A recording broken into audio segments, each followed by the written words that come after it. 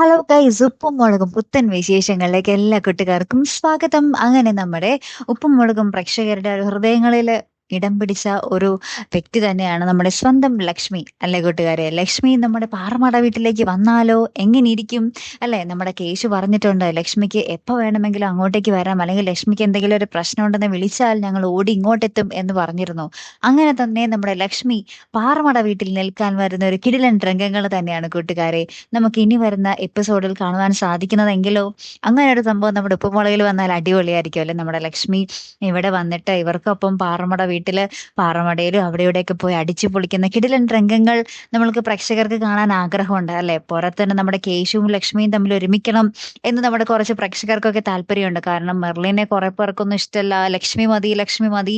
നമ്മുടെ ശിവാനിക്കാണെങ്കിലും നമ്മുടെ ലക്ഷ്മിയെ ഭയങ്കര ഇഷ്ടമാണ് അല്ലെ. നമ്മുടെ ശിവാനി കേശു ആരായിട്ട് ചേർന്നാലും ആരായിട്ട് പ്രണയിച്ചാലും ആരായിട്ട് കൂടുതൽ കൂട്ടുപിടിച്ചാലും നമ്മുടെ ശിവാനിയാണ് എപ്പോഴും കട്ടക്കലിപ്പിൽ നിൽക്കുന്നത്. പക്ഷെ നമ്മുടെ ലക്ഷ്മിയുടെ കാര്യത്തിൽ മാത്രം നമ്മുടെ ശിവാനിക്ക് ഒരു കുഴപ്പവും ഇല്ല.